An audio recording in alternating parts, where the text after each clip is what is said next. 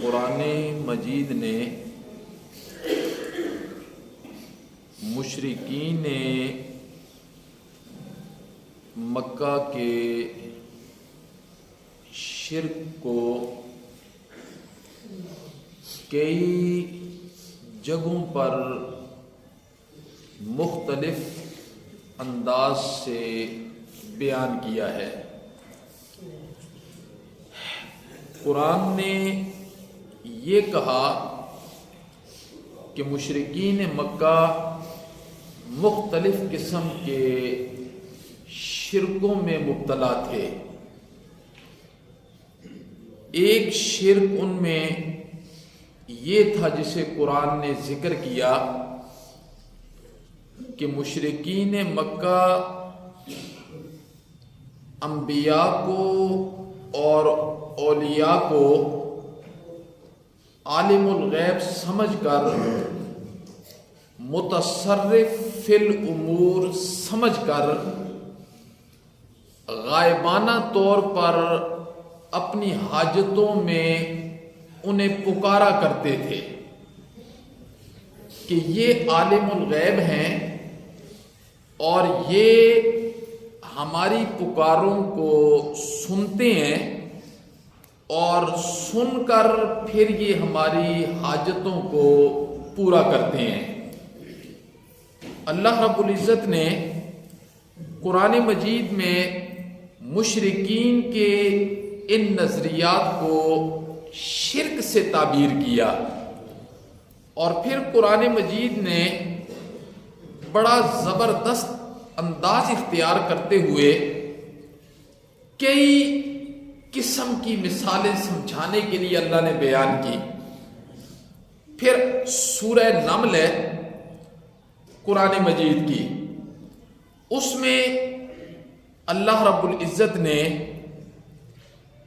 ایک چمٹی کا واقعہ ذکر کیا ہے جی۔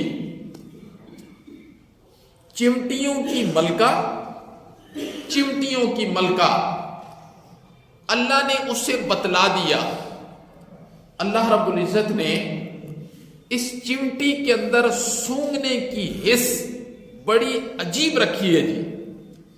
یہ بڑی دور سے چیز کو اپنی حس کے ساتھ سونگھ کر محسوس کر لیتی ہے۔ چمٹیوں کی ملکہ کو اللہ نے بتا دیا، چمٹیوں کی، کہ سلیمان علیہ السلام کا لشکر آ رہا ہے، لشکر آ رہا ہے، فوج ہے، ہاتھیوں پر ہیں، ہاتھیوں پر، گھوڑوں پر ہیں، اونٹوں پر ہیں، لشکر آ رہا ہے۔ یہ اپنی رعایا کو لے کر بلوں میں گھس جا، سوراخ میں چلی جا، لشکر آ رہا ہے۔ تو ملکہ نے کیا کہا باقی رعایا کو، باقی چمٹیوں کو ملکہ نے کیا کہا؟ ملکہ نے کہا جلدی جلدی اپنے سوراخوں میں گھس جاؤ، جلدی جلدی اپنی بلوں میں چلی جاؤ، مورچوں میں چلی جاؤ، اپنے مساکن میں چلی جاؤ، اپنی رہائشوں میں چلی جاؤ۔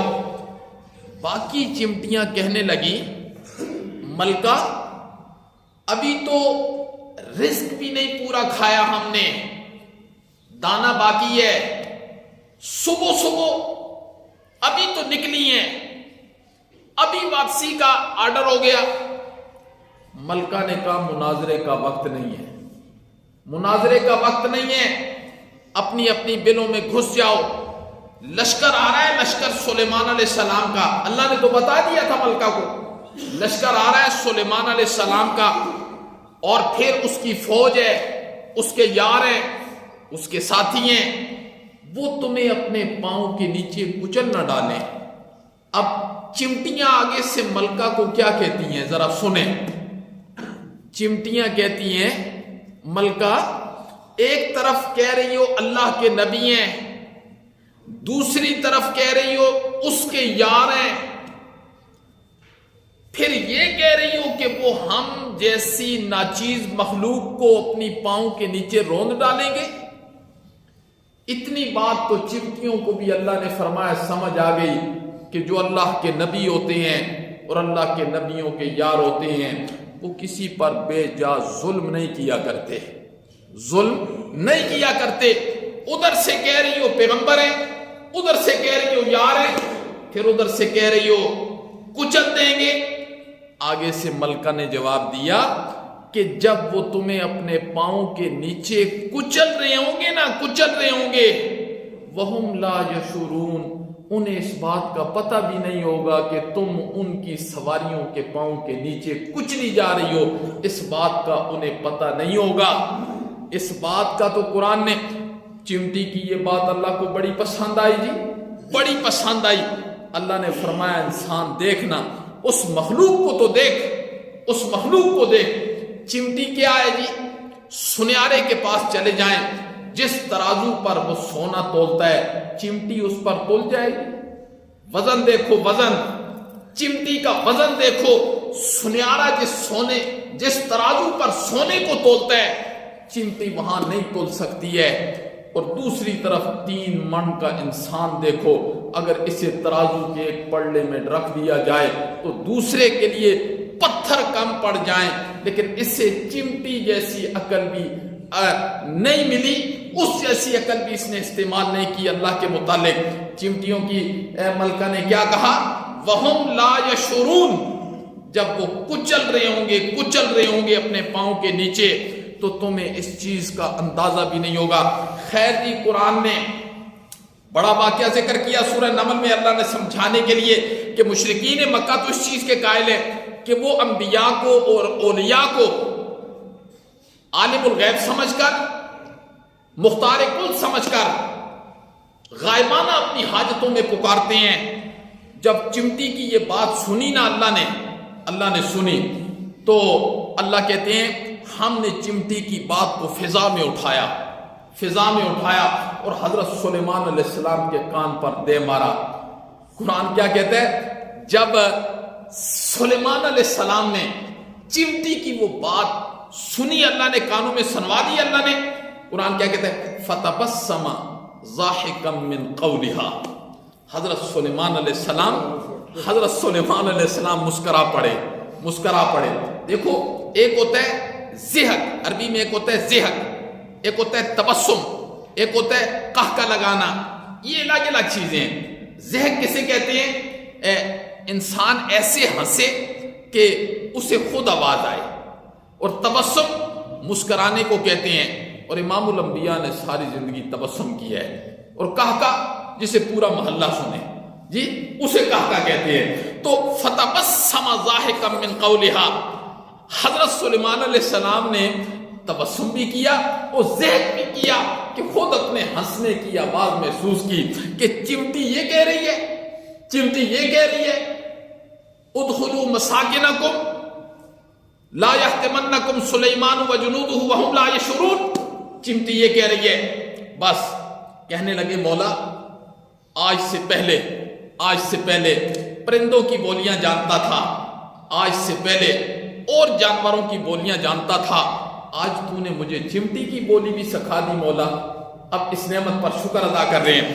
پھر ایک عربی کی کتاب ہے کتاب النوادر جی، اس میں ایک بات لکھی ہے کہ اللہ نے حضرت سلیمان علیہ السلام نے کہا مولا چمٹی کی بات اٹھا کے میرے کان تک پہنچا دی ہے ملکہ کی، مولا میری ملاقات بھی اس سے کروا دینا، مولا میری ملاقات بھی کروا دے۔ اب کیا جی، اللہ نے فرمایا کروا دیتے ہیں جی تیری ملاقات۔ حضرت سلیمان علیہ السلام سے کہا تیری ملاقات کروا دیتے ہیں چمٹی سے۔ حضرت سلیمان علیہ السلام کی ملاقات ہوگی، اللہ نے فرمایا اس وادی کے اندر آؤ، بس وہ چمٹی کی ملکہ سے ملاقات، اب بولی تو اللہ نے سمجھا دی چمٹی کی بھی۔ تو جب ملاقات ہوئی نا تو حضرت سلیمان علیہ السلام نے اس چمٹی سے کہا حل لک من حاجت، کہنے لگے ملاقات تو میری ہو گئی ہے، بڑی خوشی ہوئی ہے تیرے سے ملاقات کر کے۔ جس طرح بڑے لوگ جب ملتے ہیں نا، بڑے لوگ، وڈیرے لوگ، حکمران لوگ چھوٹے لوگوں کو ملتے ہیں جی، ملاقات ہو جاتی ہے، پھر کہتے ہیں ہمارے لائق کوئی خدمت ہو تو بتائیں، آپ کی ہم ضرورت پوری کر سکیں جی، آپ کی مصیبت میں ہم آپ کے ساتھی بن سکیں۔ اس طرح ہوتا ہے نا، جو کسی محلے کے اندر کوئی حکمران آ جائے تو حضرت سلیمان علیہ السلام نے کہا حل لک من حاجت، تیری کوئی حاجت ہو تو بتاؤ، بولو۔ آگے سے چمٹی کیا کہتی ہے؟ چمٹی نے کہا سلیمان میں جانتی ہوں تیرا تخت ہوا میں اڑتا ہے، میں جانتی ہوں کہ فوج تیرے تابع ہے، میں جانتی ہوں کہ سارے جنات تیرے مطیع ہیں، میں جانتی ہوں کہ ہوا تیرے حکم پہ رخ بدل دیتی ہے، میں جانتی ہوں، پر یہ ساری باتوں کے باوجود سلیمان انت عاجز، تو عاجز ہے، اور عاجز بندے سے مانگنا، عاجز بندے سے مانگنا یہ عرش والے کی توہین ہے، عرش والے کی توہین ہے۔ حل کے حاجت، تیری کوئی حاجت؟ چمٹی کیا کہتی ہے؟ انت عاجز، سلیمان تو عاجز ہے۔ سلیمان علیہ السلام نے اسے کہا اپنا وجود نہیں دیکھتی اور باتیں اتنی بڑی بڑی، اتنی بڑی بڑی۔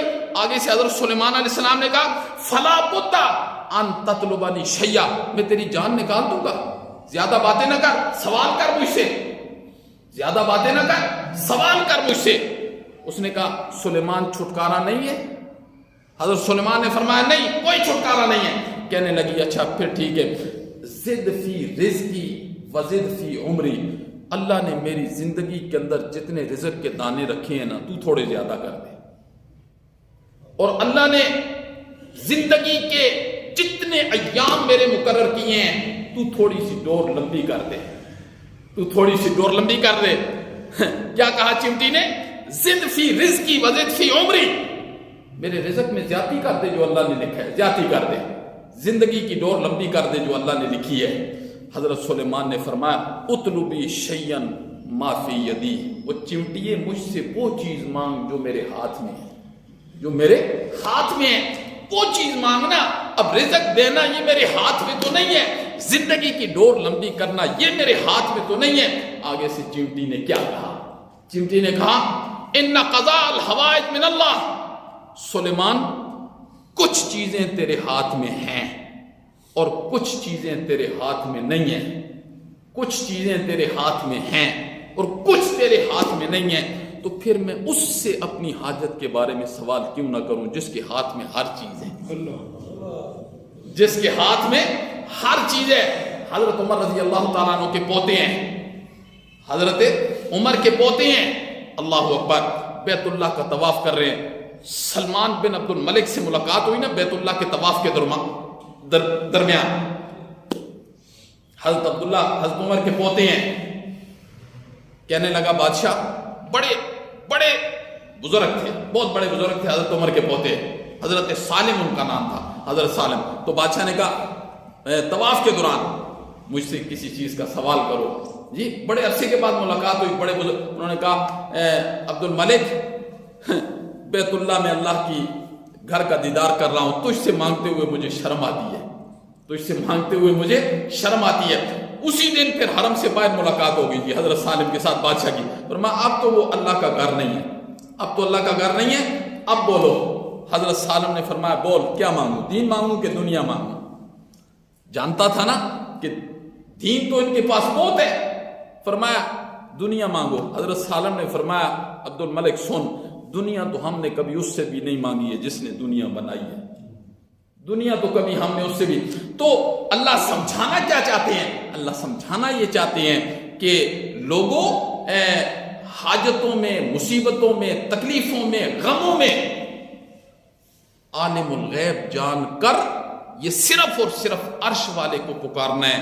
اگر یہ کرو گے تو اللہ رب العزت کے ہاں تمہارے ایمان کی بڑی وقت ہوگی، بڑی قیمت ہوگی، بڑی قدر ہوگی۔ اگر تم نے اللہ کی دھاڑ نہ کی اور اللہ کے مقابلے میں مخلوق کی دھاڑ میں تم ہمیشہ ان سے حاجتیں پوری کرواتے رہے، اللہ نے فرمایا یہ جرم معاف نہیں کروں گا، باقی سارے جرم معاف کر دوں گا۔ اللہ عمل کی توفیق۔ اللہم انت السلام و منک السلام، تبارک یا ذا الجلال والإکرام برحمتک، سب کا بیٹھنا شروع